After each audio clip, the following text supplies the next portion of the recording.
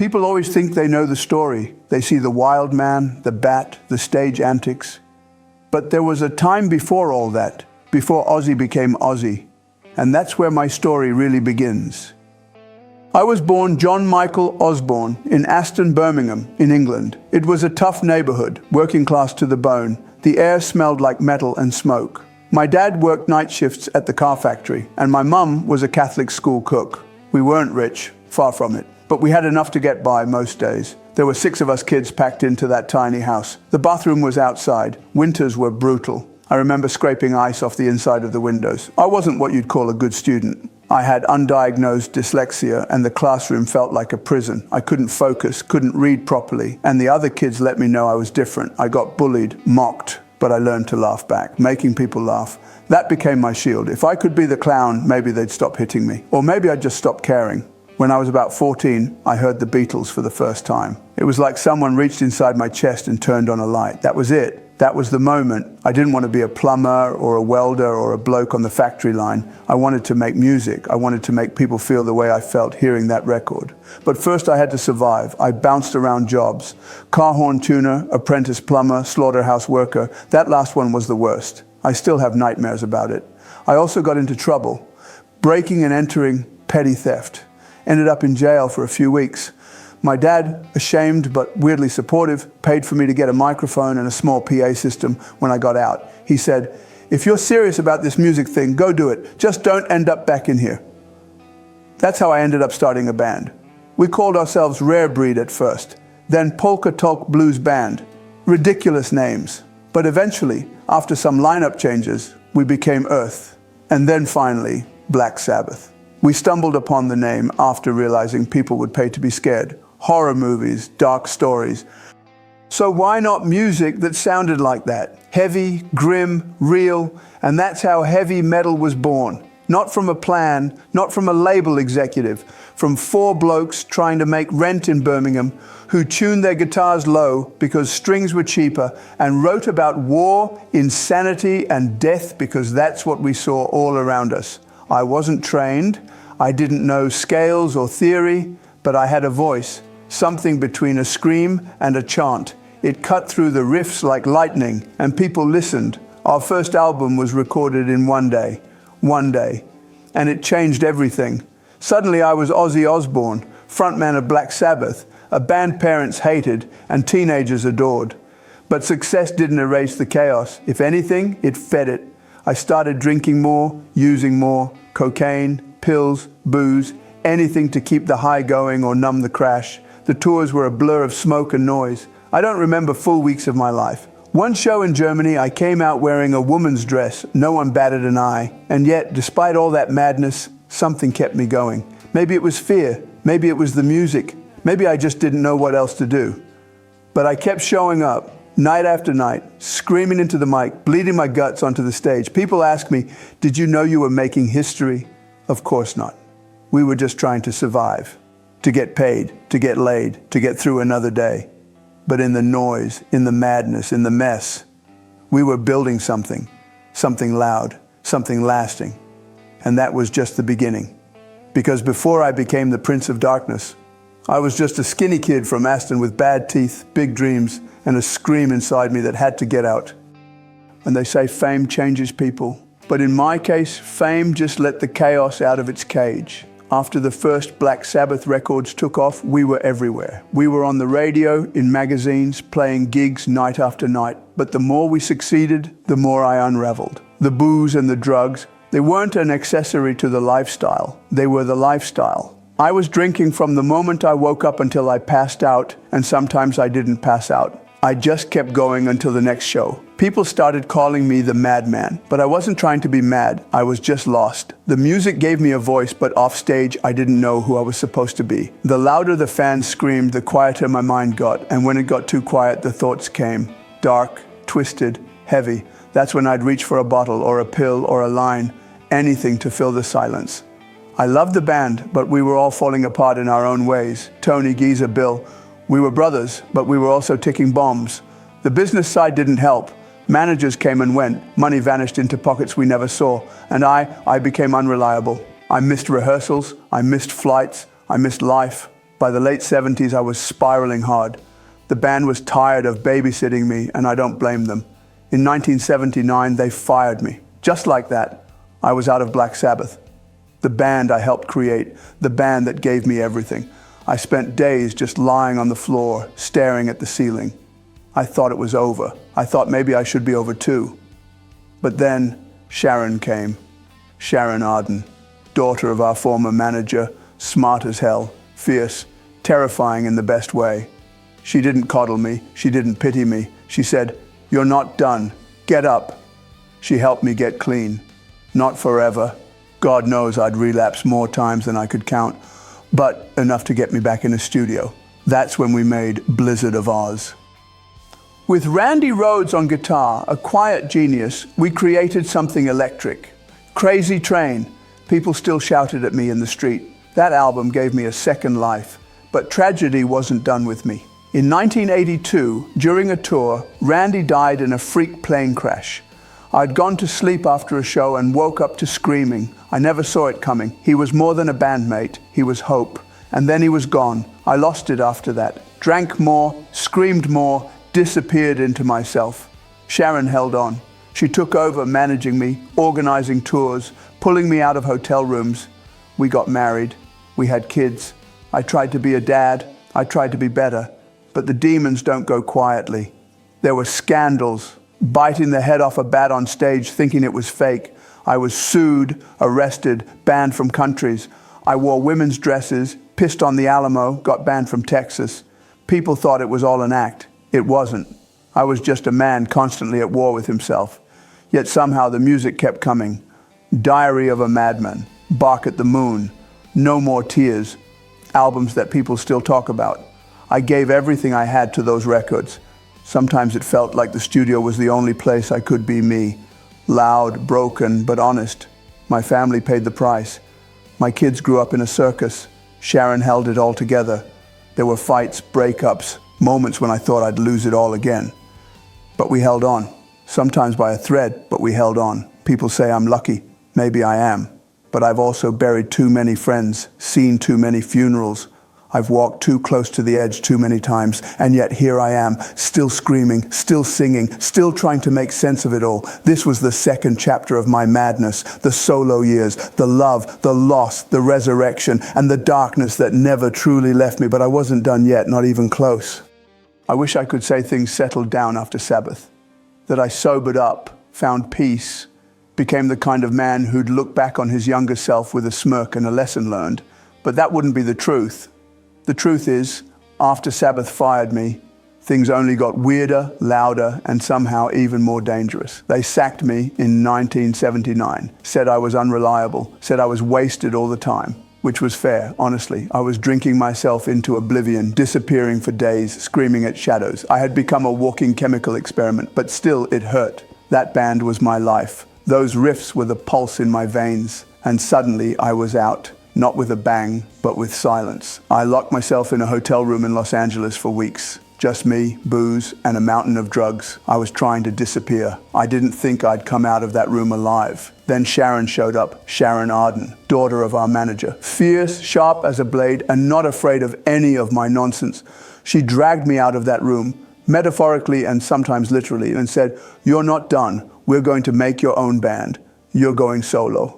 I thought she was insane. I could barely stand up straight, let alone plan a career. But she believed in me, and somehow that belief lit a fire that hadn't burned in years. We started working on a solo album. I got a new band. Randy Rhoads on guitar, absolute genius. A kid with the fingers of a wizard and the soul of an old bluesman. Together, we made Blizzard of Oz. That album brought me back from the dead. Crazy Train, Mr. Crowley. Tracks that reminded people who I was and what I could do. We toured like maniacs. I was still drinking, still snorting, God knows what, but something had shifted. I felt wanted again, needed, relevant, but the universe is cruel. Just as things were taking off, Randy died. Plane crash, a joyride gone wrong. He was 25. I was devastated, absolutely shattered. I cried for days. Real guttural howls like something wild had been torn out of me. Randy wasn't just a bandmate, he was a lifeline. a reminder that I could create, not just destroy. After that, I spiraled again. Sharon stayed. She managed me, fought with me, fought for me. We argued like mad. We loved each other like crazy. Eventually, we married. That woman saved my life more times than I can count. The 80s were a haze, more albums, more tours, more controversy. I bit the head off a dove during a meeting with record executives. That's true. I bit the head off a bat on stage. Also true, though I didn't know it was real. I got banned from San Antonio for urinating on the Alamo in a dress. Sadly, also true. These things became part of my legend, but they were symptoms. I was still drowning. I went in and out of rehab, tried to quit drinking, failed, tried again. I loved my kids, but I wasn't always there. Physically, sure. Emotionally, not even close. My demons were louder than any lullaby. But the music kept me tethered. I made no more tears, and people called it a comeback. It wasn't a comeback. It was a scream from inside the storm. That title track, it was about letting go. Not of pain, but of pretending it didn't hurt. People kept showing up to my shows, thousands, sometimes tens of thousands. They sang the lyrics louder than I did. They knew me. Not the myth, not the headlines, but me. The scared kid from Birmingham who never quite grew up. Eventually, reality caught up. My body started failing. Surgeries, tremors, a diagnosis of Parkinson's. The Prince of Darkness was falling apart. And yet even then, I kept going. Sharon and I did a reality show, The Osbournes. Somehow people loved watching us argue about remote controls and swear at each other over toast. It made me relatable, I guess. Or maybe it just reminded everyone that even rock gods lose their keys and get yelled at for leaving crumbs. But the stage, that was still home. Always. I played until my knees couldn't take it.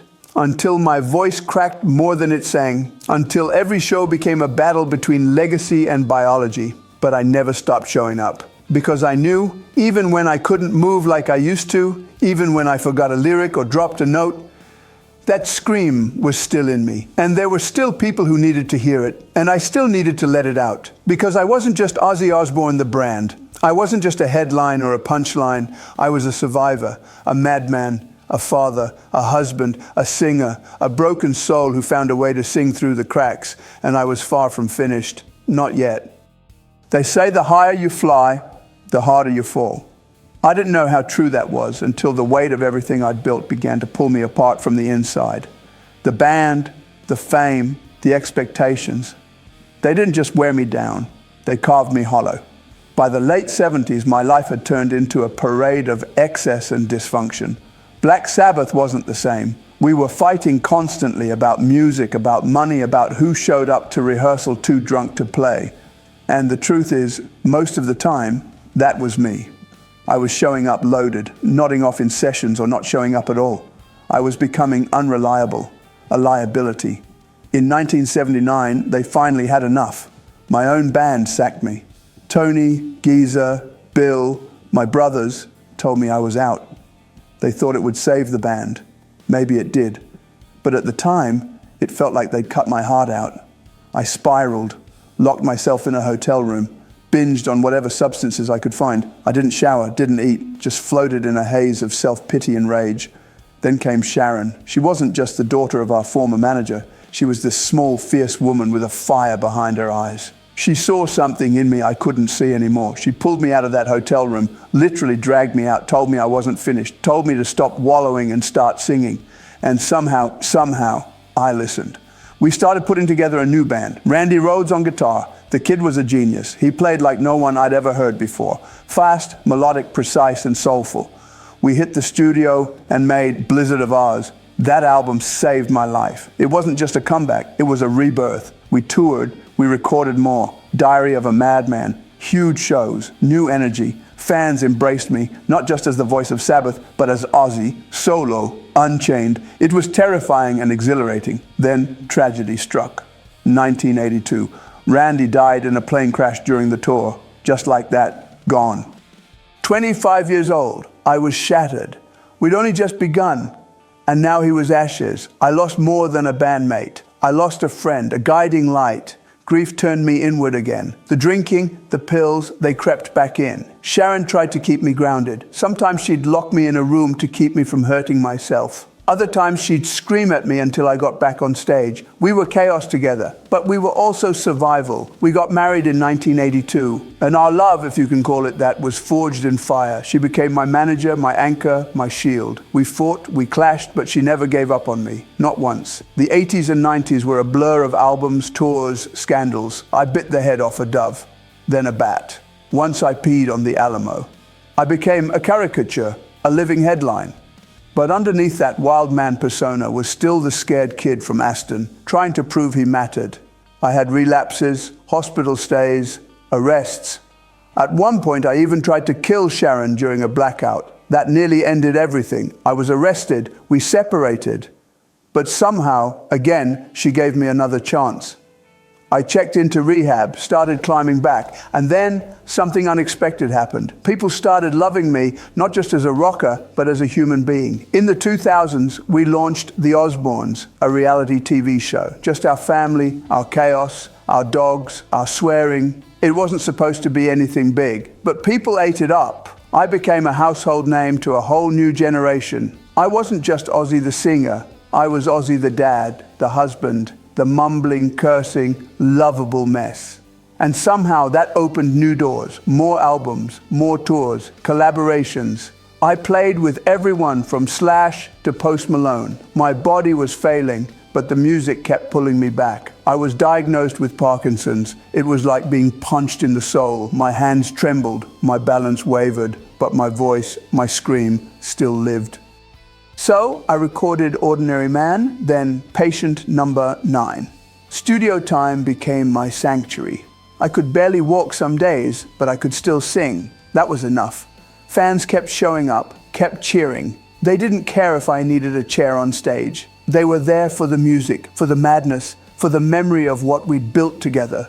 And now, I don't know how much time I've got left, but I know this. I screamed so you could scream too. I stumbled so maybe someone else could stand. I'm not done yet. Not while there's still music in the world. Not while someone out there needs to hear it. I was born in Birmingham, but Ozzy belongs to everyone. The years rolled on like thunder in slow motion. Fame, once a fire that lit the way forward, became a maze of shadows. After leaving Black Sabbath, I should have crumbled. And for a time, I did. But then came the most unlikely rebirth of all. Sharon. That's where this next chapter truly begins. She wasn't just my manager. She was my storm, my sword, my second chance. The daughter of Don Arden, the same music manager who'd once made my life hell. Sharon was fierce and brilliant and completely out of my league. But she believed in me when I barely believed in myself. When I was kicked out of Sabbath in the late 70s, I spiraled. I was living in a hotel, drinking myself into oblivion, barely eating. Days blurred into nights, nights into hallucinations. I was destroying myself and knew it, but didn't care. Sharon dragged me out of that black hole. She literally pulled me out of bed, cleaned me up, shoved me in front of musicians and said, "You still have something, use it." That's how the Blizzard of Oz began. We found Randy Rhoads, a guitarist so talented it made your spine freeze. He was young, precise, poetic. And when he played, it was like the guitar was crying and screaming all at once. Randy gave me purpose. He made me want to sing again. And that album, Blizzard of Oz, was my resurrection. Crazy Train, Mr. Crowley, songs that still echo across stages and headphones. But fate, as always, had other plans. In 1982, Randy died in a plane crash. Just like that, gone. We were on tour, and some idiot thought it would be fun to take joyrides in a small aircraft. Randy wasn't supposed to go. He didn't want to, but he got talked into it. The plane clipped our tour bus, exploded. I heard the sound, I saw the smoke, and I screamed until my throat bled. I don't remember much of the months after that. I drank more, I used more, I howled at the moon with nothing left inside me. But Sharon, again, always Sharon, refused to let me drown. We got married that same year, and somehow through the madness, she kept me afloat. The 80s were a blur of success and chaos. More albums, more tours, more bats. Yes, and that bat, it wasn't rubber. I thought it was. I bit down, it bit back. I got rabies shots for a month after that. But the headlines didn't care. To them, I was the madman, the clown prince of metal, the guy who bit the head off anything with wings. But that image, Wild, cartoonish, it hid the truth. Behind the curtain, I was a father, a husband, a man fighting daily battles with addiction and fear. I loved my kids, Amy, Kelly, Jack, more than life itself, but I wasn't always there. Even when I was physically in the room, I was often lost in a fog of substances. The 90s brought their own trials. Music changed, grunge exploded, metal went underground. But I kept going, because music wasn't just a job. It was the only language I had left. I released No More Tears, a record that somehow captured both my agony and my resilience. It was a goodbye to the past and a hello to survival. At one point, I announced a farewell tour, the No More Tours tour. I genuinely thought it would be the end. I was tired, my body hurt, my brain was fried. But the fans, those bloody amazing fans, they wouldn't let go. They kept coming, so I kept singing. We started Ozzfest in 1996. It was Sharon's idea, a traveling circus of heavy metal, a home for the outcasts, the screamers, the riff slingers, and it worked. It gave new bands a stage, gave me purpose, gave metal a second wind. I was no longer just surviving. I was building something.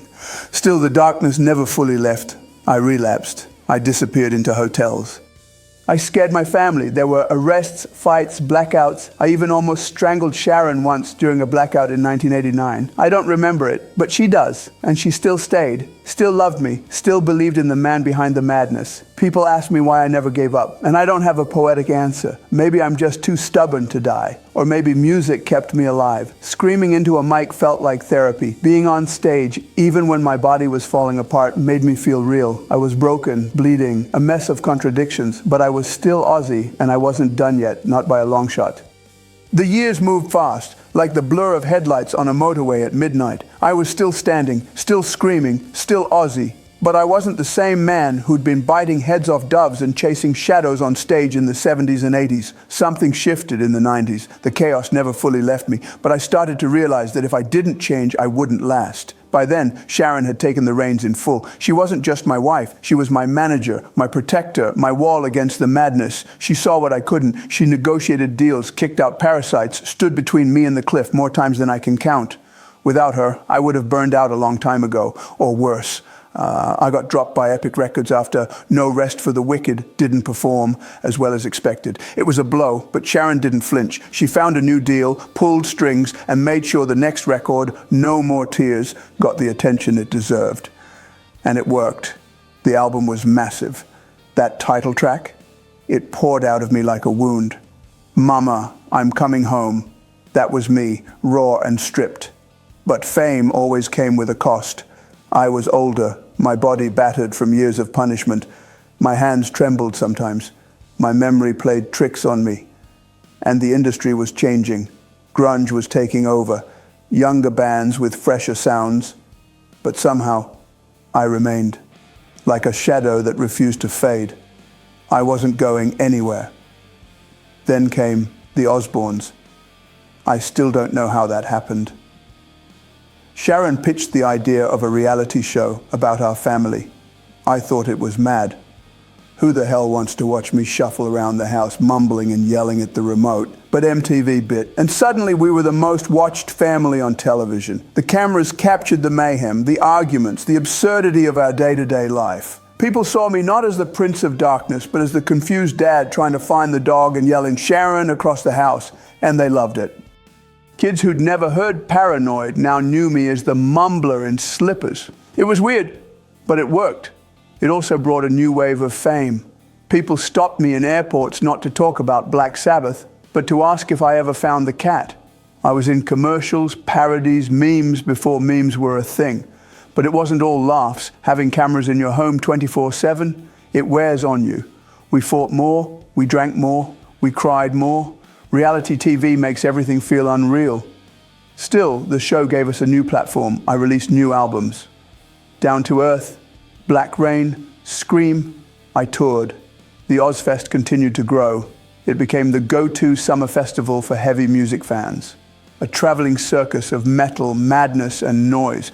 I watched young bands rise, felt proud that I was still part of the movement I helped birth. But behind all that, my health was slipping. I'd been diagnosed with Parkinson's-like symptoms, and it scared the hell out of me. My hands wouldn't stop shaking. Some days I couldn't remember lyrics. Others, I'd forget where I was. I went through surgeries, therapies, injections. I tried to pretend it was fine, but I knew the clock was ticking. That's when I doubled down on studio work. If I couldn't jump off risers anymore, I could still sing, I could still feel. The studio became my sanctuary. I collaborated with younger musicians, Post Malone, Travis Scott. I wanted to bridge the gap, to remind the world I wasn't done. Not yet, and let me tell you, standing in that vocal booth, headphones on, lights dim, everything else fading away, that was still magic. The same thrill I'd felt hearing the Beatles for the first time. The scream inside me was older now, but it was still there. I started to accept that maybe Ozzy wasn't just me. He was bigger than me. He was everyone who ever felt like a misfit, everyone who screamed into the dark and waited for an echo, everyone who bled for the music.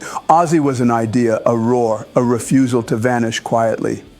I thought about legacy a lot, about the fans, the letters, the tattoos of my face on arms and backs, the stories of people who said my music saved them. It humbled me, scared me too. I never wanted to be a role model.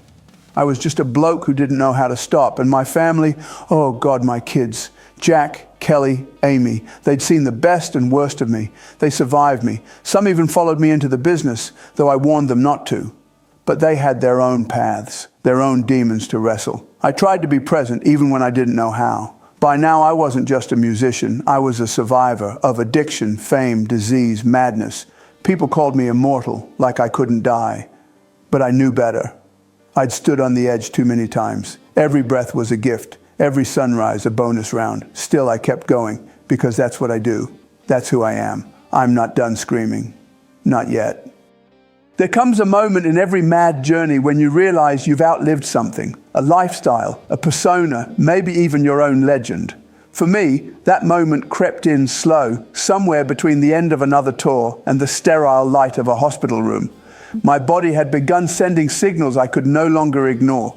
Tremors, numbness, a voice that came and went, bones that cracked too easily. I was the Prince of Darkness, but even darkness ages. It wasn't just wear and tear. Doctors finally named it Parkinson's disease. They told me in the same matter-of-fact tone you might use to announce a delayed flight.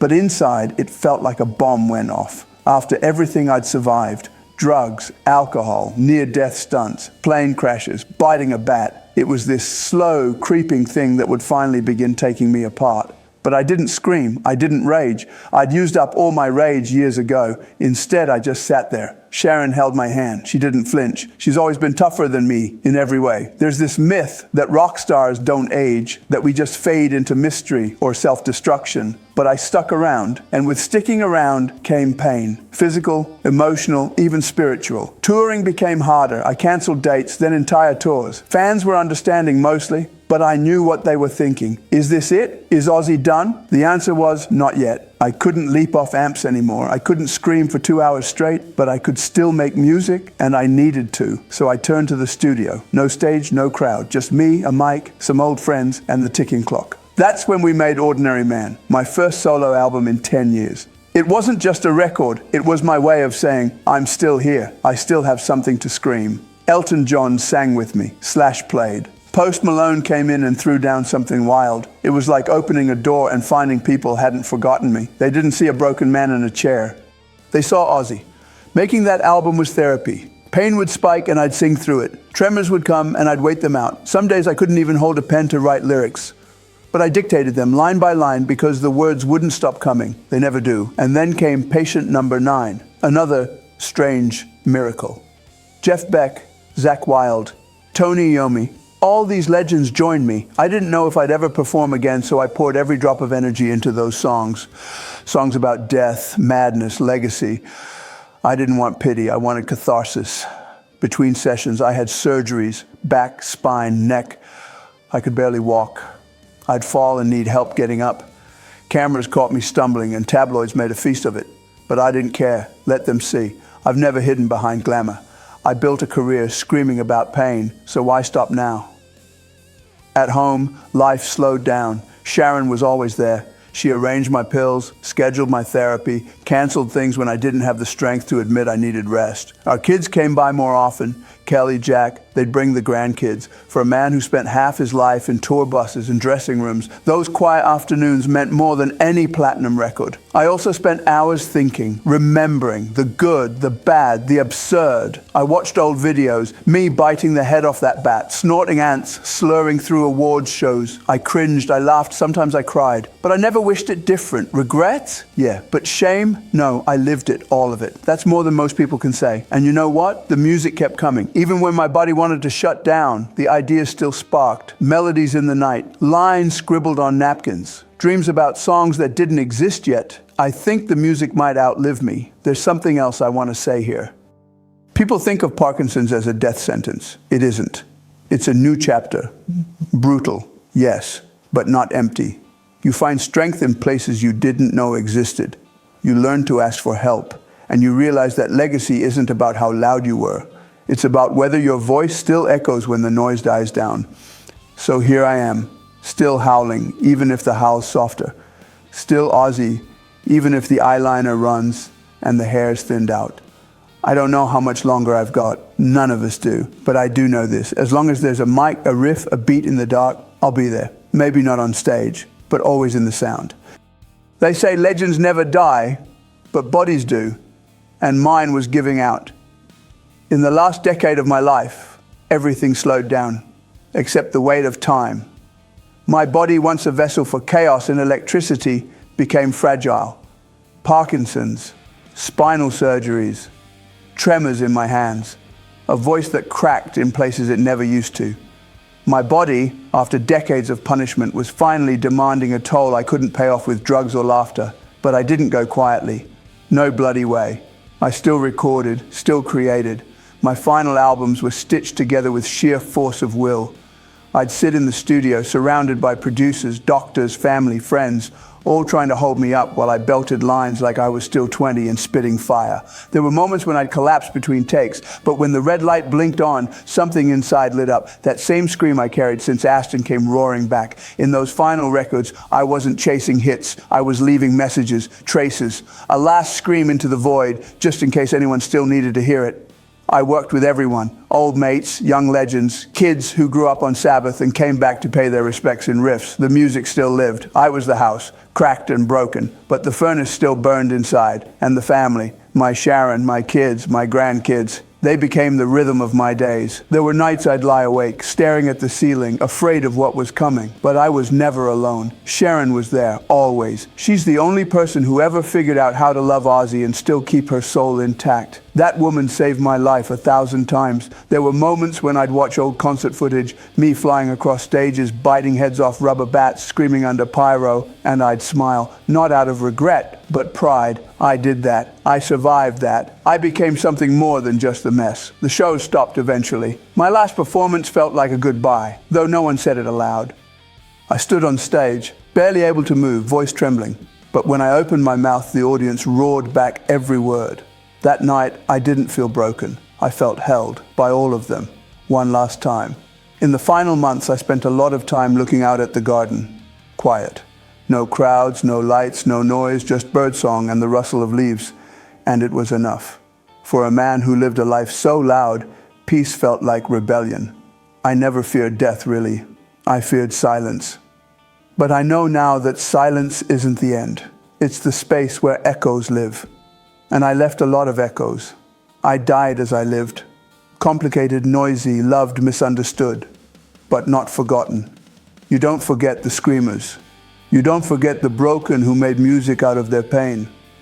So if you ever hear a riff that raises your hair, or a howl that cuts through the night, maybe that's me, reminding you to keep going, to raise hell, to laugh louder, to sing. Because in the end, that's all we've got. A voice, a story, and the courage to use both. That was me, Ozzy.